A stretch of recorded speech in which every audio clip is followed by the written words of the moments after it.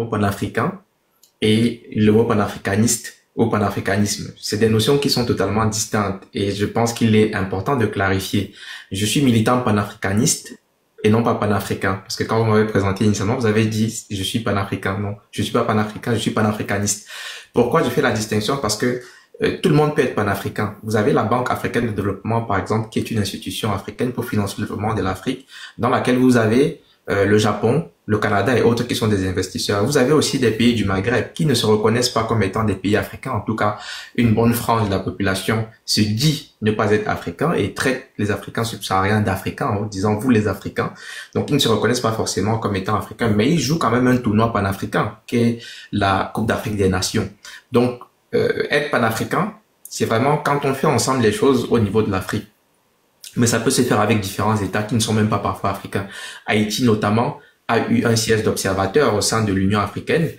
Ça ne veut pas dire qu'Haïti forcément soit panafricaniste. L'idée du panafricanisme est par contre distincte. Le panafricanisme, c'est quoi? C'est justement l'idéologie qui, comme monsieur Jean-Pierre Dupont l'a dit, prône simplement une résistance à la domination, une résistance à l'oppression.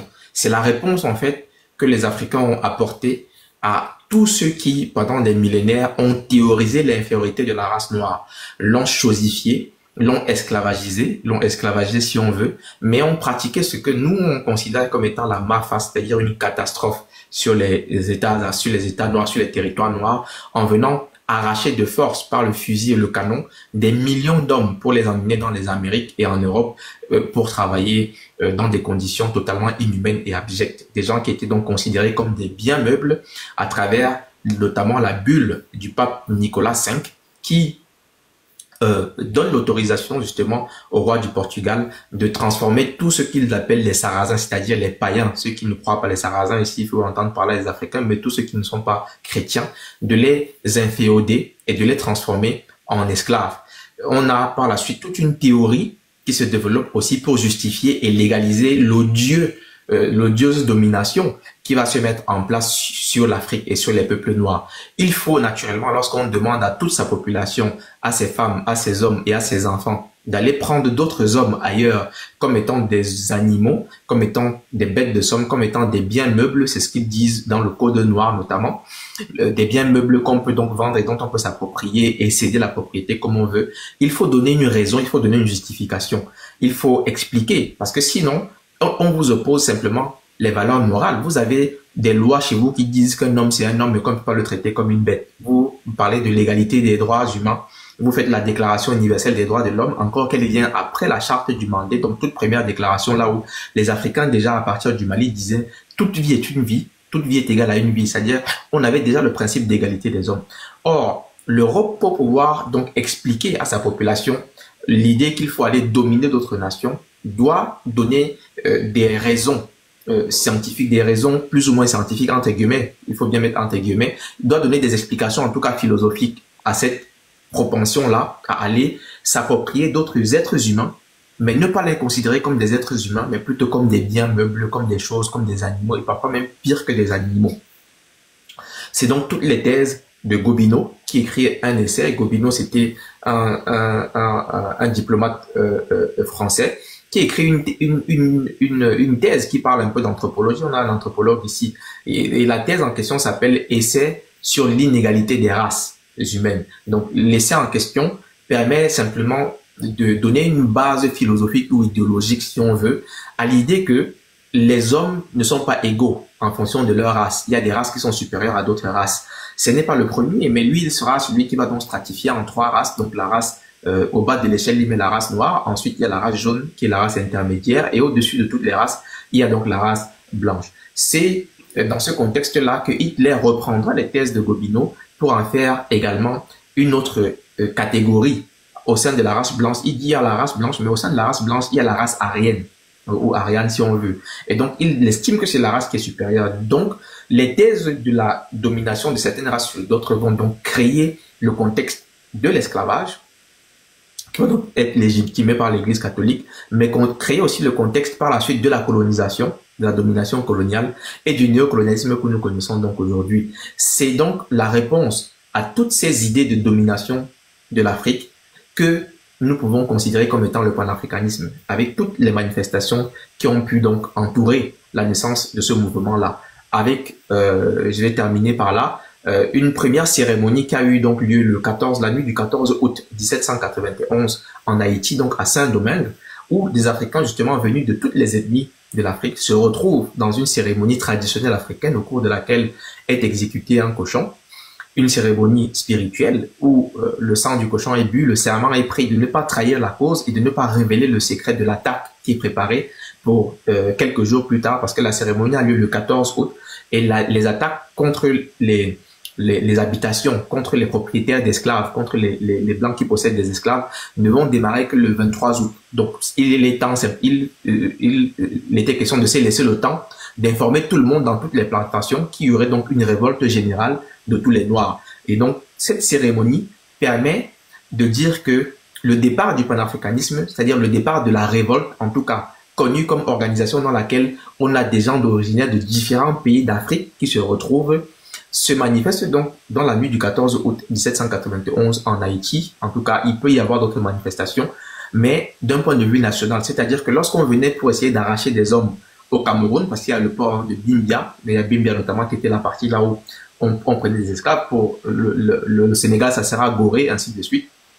Il y avait des résistances, mais ces résistances-là s'inscrivaient dans le cadre d'un même territoire.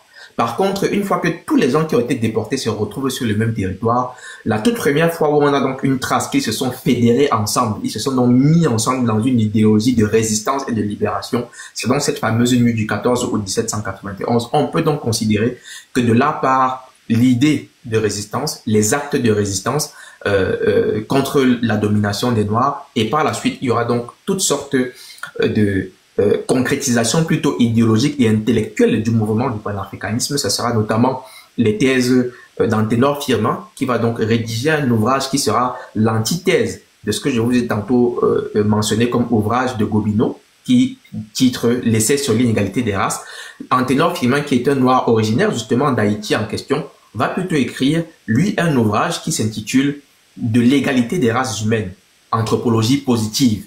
Et donc, c'est la réponse que on commence à avoir d'un point de vue donc idéologique au panafricanisme. On va arriver donc à au fur et à mesure qu'on développe donc les théories de ce type-là, à la toute première conférence panafricaine qui aura donc lieu à Londres en 1900, la First Pan-African Conference donc de Londres de 1900, organisée par Henry Sylvester Williams, à laquelle participent des figures majeures comme Webb Du Bois et d'autres figures, y compris l'un des fondateurs de l'ANC, l'African National Congress, qui y participe donc. C'est la toute première fois qu'on a, d'un point de vue idéologique, des gens qui sont originaires d'Afrique, mais qui ne sont pas africains, ils ne sont pas sur le continent africain, mais qui vont donc aller théoriser ensemble dans une conférence les stratégies, l'idéologie de la libération de l'homme noir d'une manière globale. Le panafricanisme, pour finir et en résumé, c'est donc une idéologie de résistance, comme l'a dit M. Dupont à juste titre, de résistance à l'oppression et à la domination occidentale ou blanche si on veut. Mais la définition que moi je retiens le plus, qui me parle le plus, c'est la définition qu'en donne Kwame Touré, Stokely Carmichael, qui définit le panafricanisme comme étant une idéologie de totale, il faut bien insister sur le mot totale libération et d'unification des Africains, des Africains et des Afro-descendants sous un socialisme scientifique. Et lui, il entend par socialisme scientifique simplement la concrétisation écrite, si on veut, des modèles sociaux africains préexistants au contact avec l'Occident. Donc, pour résumer, le panafricanisme, c'est la résistance à l'oppression et à la domination des autres peuples, mais c'est aussi considéré comme une idéologie de totale libération et d'unification des peuples noirs, si on veut. Mais monsieur Fossi, vous avez évoqué, ou alors vous avez mentionné des noms tout à l'heure. Est-ce cela parce qu'il y a également Marcus Garvey qui est connu presque de tous, qui a également été mentionné, mais vous avez parlé de la nuit du 14 août 1791. Est-ce que ces gens qui ont initié cette réunion le 14 août, est-ce qu'il y a des noms sur des visages? Oui, bien sûr. Ils sont considérés comme des pionniers de ce Il y a des noms. Il y a Duty Bookman, notamment, et puis il y a la prêtresse qu'on appelle Cécile Fatima, ou Atiman, si on veut, qui officie hein, en tant que prêtresse vaudou, qui organise, donc, en tout cas, qui coordonne les cérémonies. Mais celui qui est vraiment à la baguette, celui qui convoque cette réunion-là, c'est Duty Bookman, et donc un afro-descendant également. Et puis, il y a donc la prêtresse Cécile Fatima, qui sont donc les deux personnages qui sont retenus principalement lorsqu'on parle de la cérémonie du bois caïman qui a donc eu lieu en Haïti ou bien à Saint-Domingue. À l'époque, ça s'appelait Saint-Domingue avant de devenir Haïti.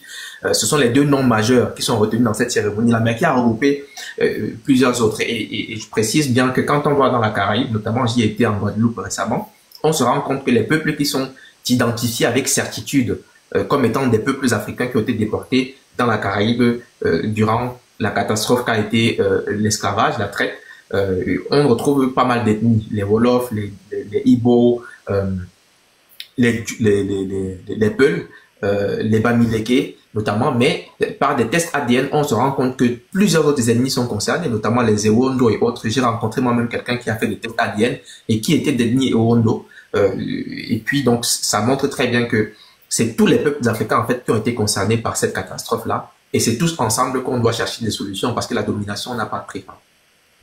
D'accord. Mais pour des gens comme les Marcus Garvey, à quel moment ils ont impacté le panafricanisme dans son origine? Ou alors ce sont des gens qui se sont manifestés ou alors qui se sont révélés au fur et à mesure que le panafricanisme prenait de l'ampleur? Oui, donc il faut bien situer les dates. Comme j'ai indiqué, la toute première réunion qu'on peut considérer comme étant une réunion là où les gens sont originaires de pays différents et d'ethnies différentes, c'est donc cette cérémonie-là. En tout cas, dans l'histoire, c'est celle qui est connue hors du continent. Mais par la suite, je vous ai indiqué que des figures comme Henry Sylvester Williams vont commencer à planifier la première conférence panafricaine de Londres en 1900. Donc 1900, ça situe déjà aussi les dates. On parle de 1791. Et avant ça, il y a eu d'autres manifestations, il y a d'autres éléments, mais on va pas rentrer dans tous les détails. Mais quand on arrive justement à la conférence de Londres, parce que si on veut être long, on va passer peut-être par d'autres figures qui ont théorisé dessus. On va aller évoquer les figures comme les Booker T. Washington et autres qui étaient donc des pionniers aussi qui ont pensé à tout cela. Mais d'autres figures encore, les George Patmore et consorts qui ont travaillé sur tout cela. Mais George Patmore viendra plus tard.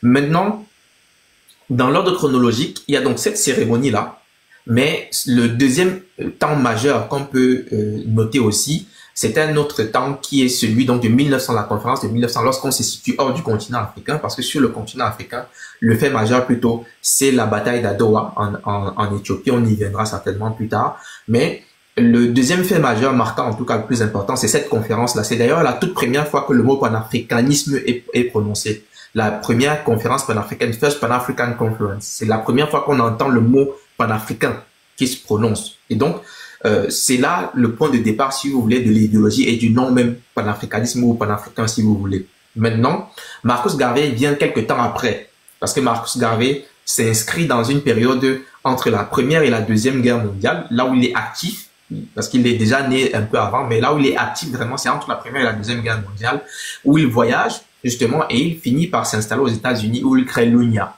l'Universal Negro Improvement Association. Qu'est-ce que c'est que l'UNIA? C'est simplement une organisation, une association qui sera la plus importante jamais créée par des Noirs sur toute la planète Terre.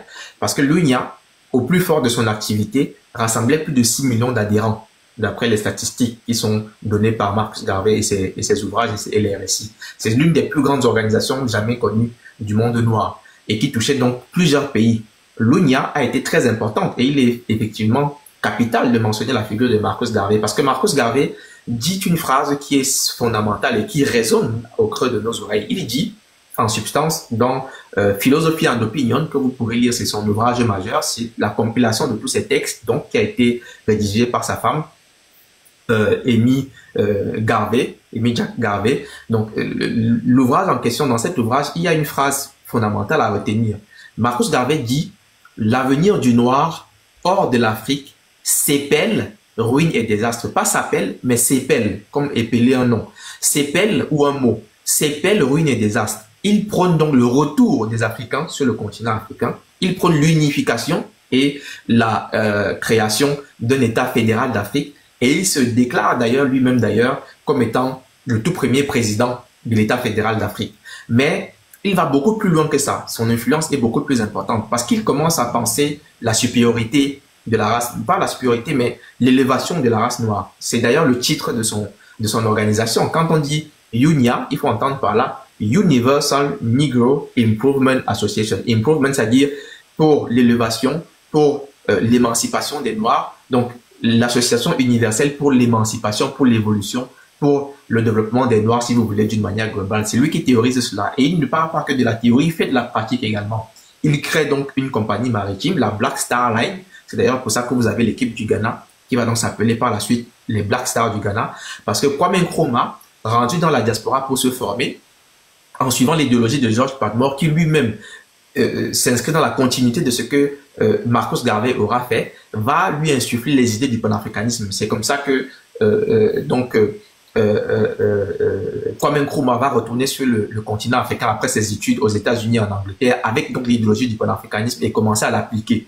Mais l'influence de Marcus Garvey est fondamentale. D'autres penseurs, d'autres pionniers également l'ont précédé sur cette trajectoire-là, mais il est certainement l'un de ceux qui a fait, de ceux qui auront fait des actes les plus importants dans le domaine du panafricanisme. Il crée une volonté de retour sur le continent africain, ce qui se concrétise par l'envoi de certaines missions de matériel par des bateaux au Libéria, qui était donc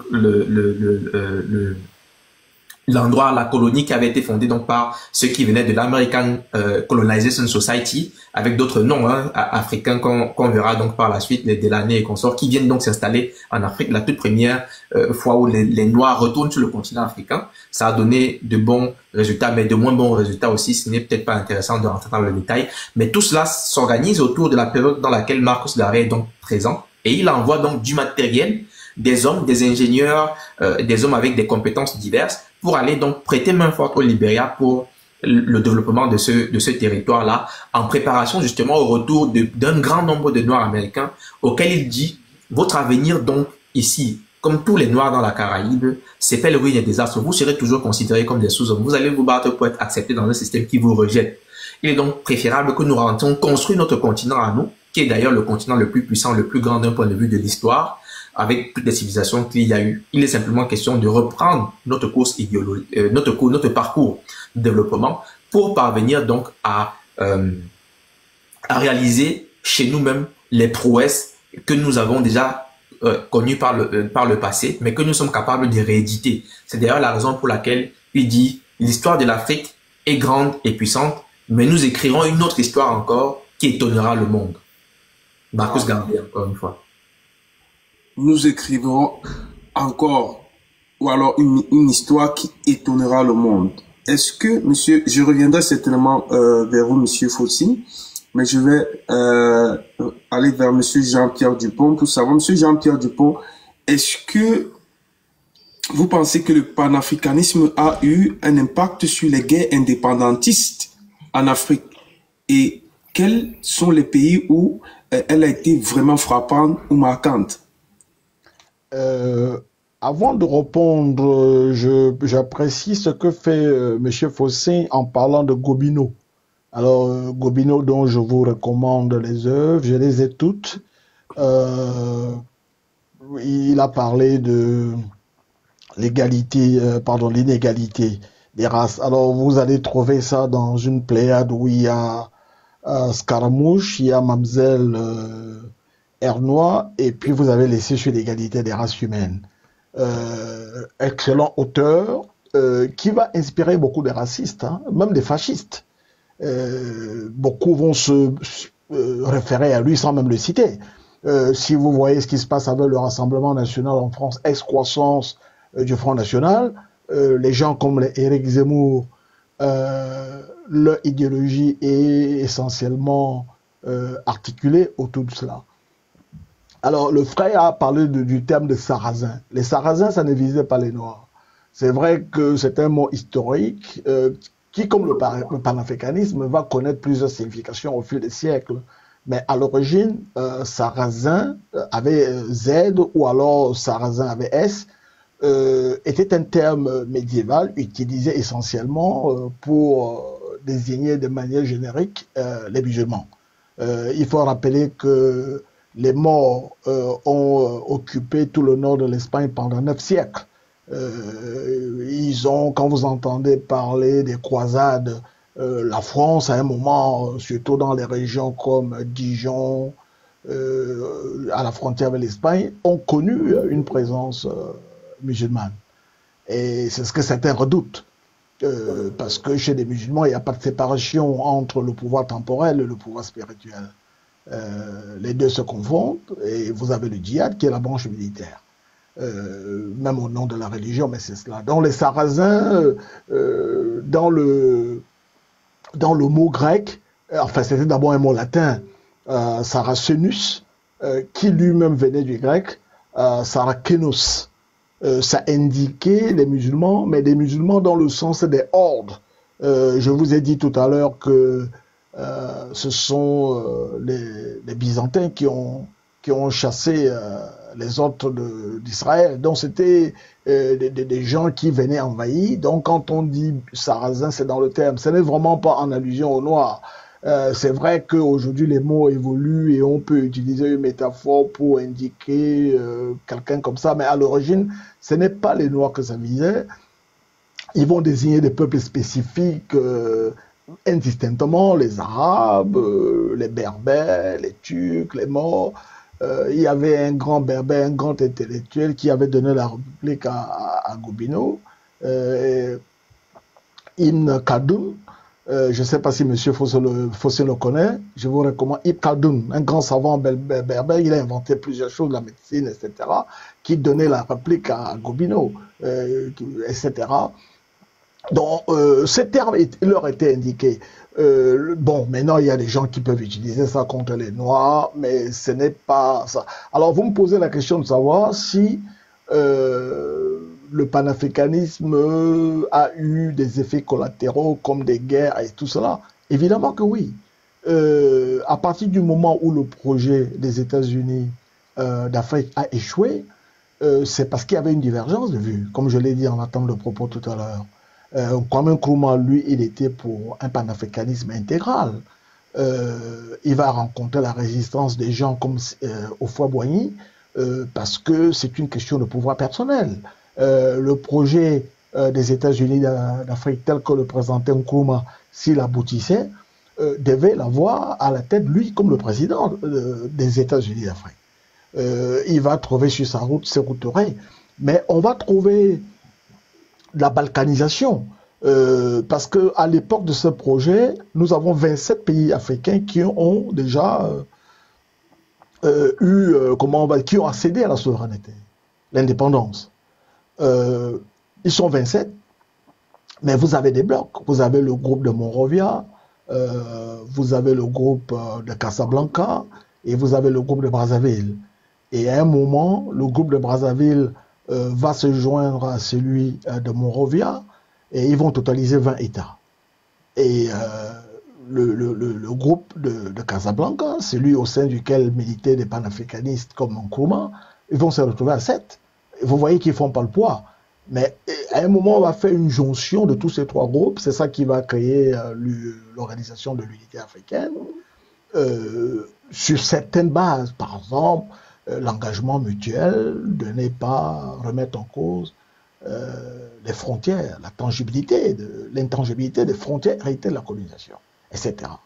L'organisation de l'Union africaine, de l'unité africaine, pardon, va naître dans ce contexte. Mais avec beaucoup de dissensions. Avec beaucoup de dissensions parce que tout à l'heure, vous parliez de Nkrumah. Mais Nkrumah n'a pas été directement influencé par Marcus Garvey. La personne qui va influencer Nkrumah, c'est un Nigérian. Ses parents l'ont baptisé Benjamin, mais il va estimer que ce nom est trop européen, avec des tendances d'aliénation. Il va choisir de s'appeler Nnamdi Azikiwe, qui va avoir des interactions avec les anglophones du Cameroun, parce que son parti porte le nom Cameroun, tout simplement parce que le Southern Cameroun était lié et administré depuis le Nigeria. Donc, Nnamdi Azikiwe était journaliste, un intellectuel, un homme politique également, mais il a été formé aux États-Unis. Et c'est là-bas qu'il va faire la présence de Nkrumah. Donc lui-même, Nnamdi Azikiwe, a découvert les idées de Marcus Garvey et des W.E.B. Du Bois.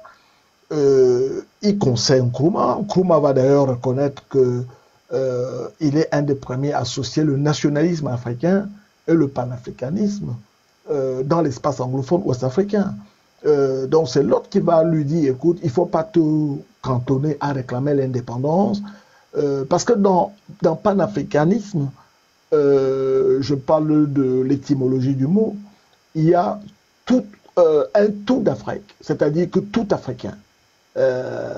Donc on a cela, et il lui a dit, il faut que ça soit un tout. Il ne faut peut-être pas que tu mettes au combat de décolonisation dans un contexte où tu isoles ça de la revendication panafricaniste.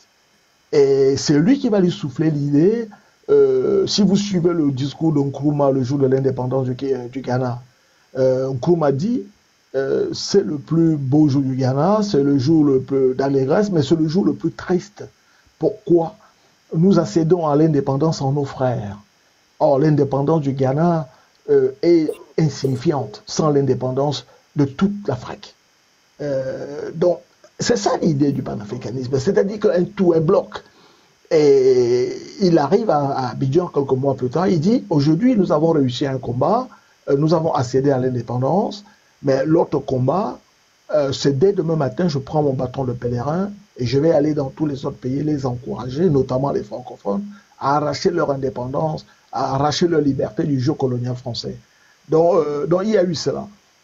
Mais l'héritage de Nkrumah, certes, il est le champion du panafricanisme politique. Azikiwe va être président, mais un président honorifique, parce que quand le Nigeria accède à l'indépendance, ils vont conserver la forme des structures institutionnelles coloniales. Sous la colonisation, il y avait un gouverneur général représentant personnel de la reine d'Angleterre, et on va avoir un premier ministre détenteur du pouvoir exécutif. Alors lorsque le Nigeria accède à l'indépendance, ils vont garder la structure. Azikiwe va être comme le gouverneur général, mais président inaugurant les chrysanthèmes, et le détenteur du pouvoir exécutif sera le premier ministre, Aboubakar Tafawa Balewa, qui sera assassiné lors du premier coup d'État. Mais on a des dissensions. Vous posez une question très très intéressante.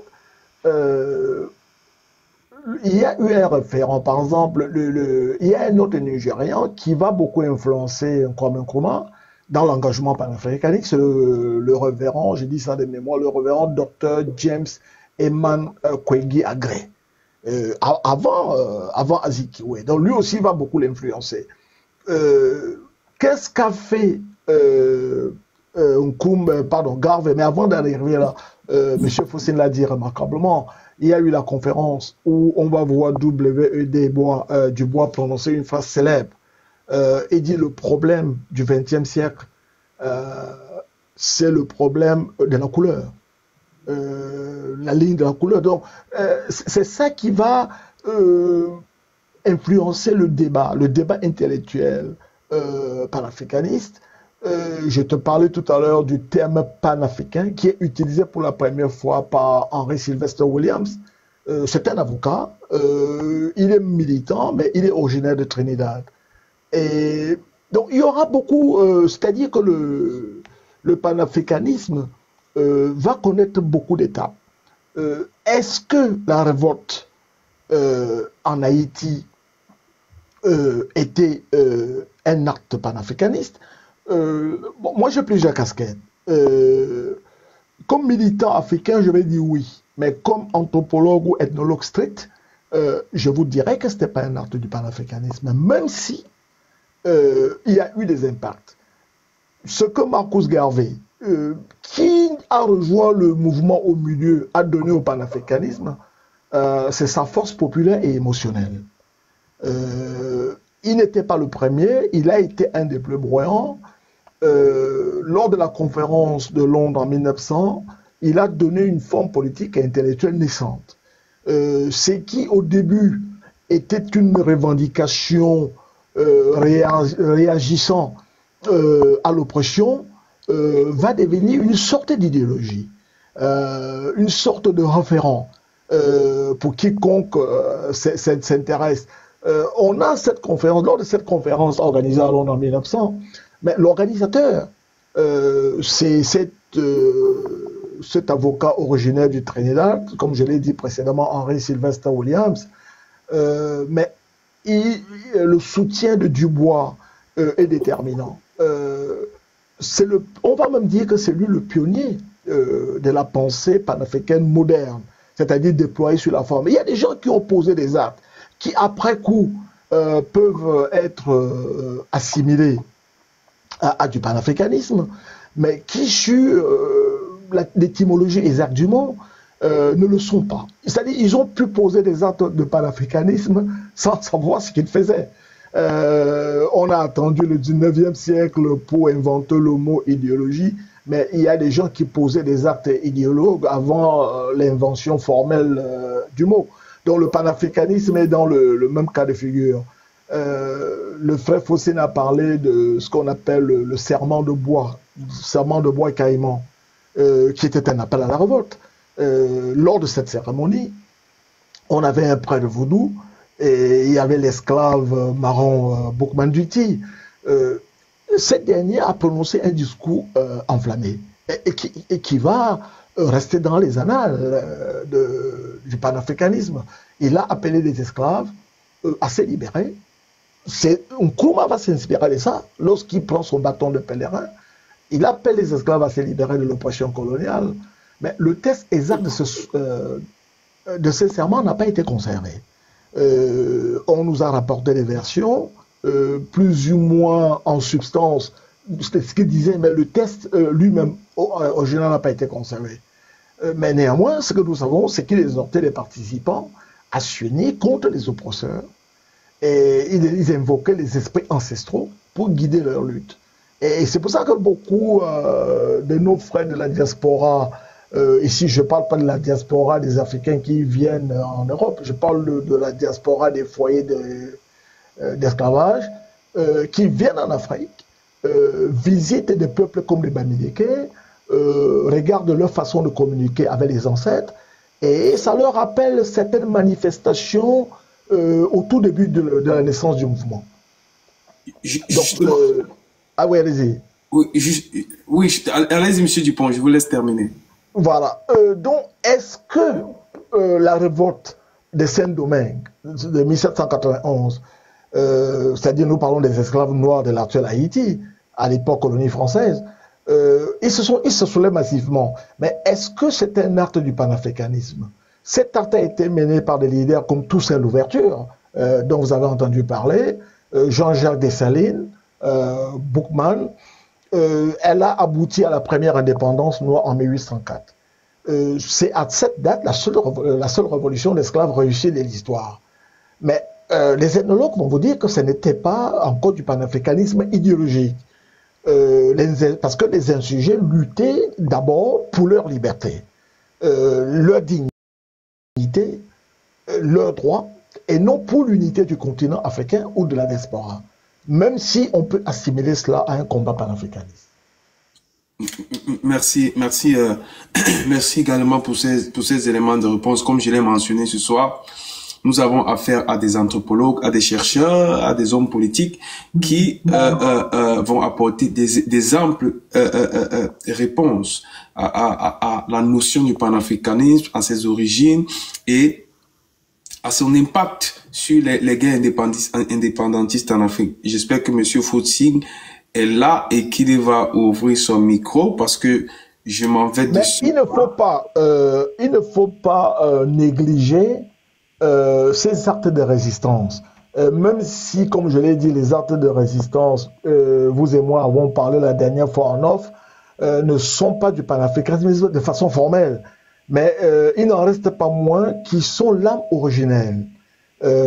C'est cette mémoire de lutte partagée qui deviendra des siècles plus tard une idéologie politique globale. Donc on ne peut pas balayer ça d'un revers de main.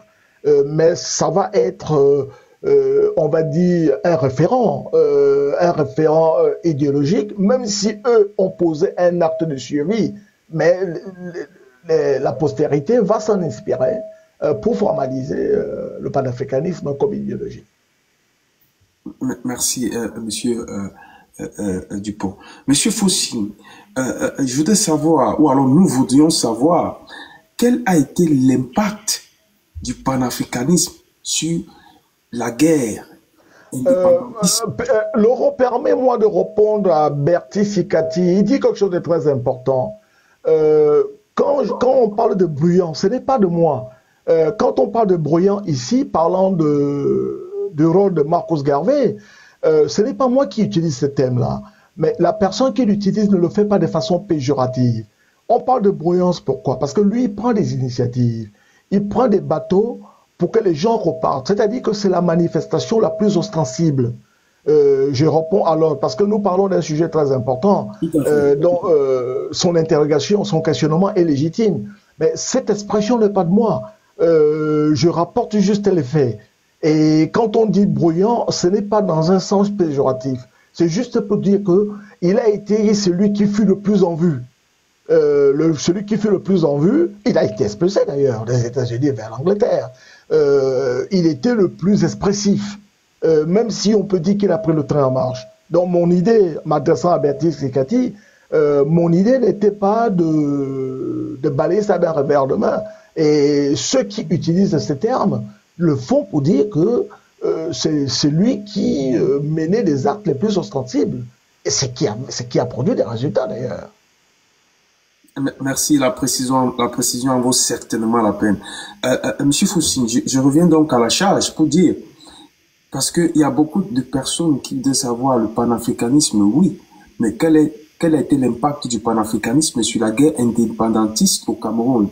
Parce qu'aujourd'hui, on voit des partis comme l'UPC qui, d'après leurs militants, se revendiquent d'être des panafricains.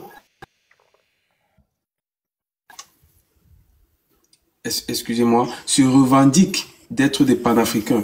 Alors, on veut savoir, sachant que l'UPC est un parti dont la création remonte, hein, il faut préciser, à la lutte de l'indépendance du Cameroun. Alors, on veut savoir, est-ce que c'est à la suite du panafricanisme?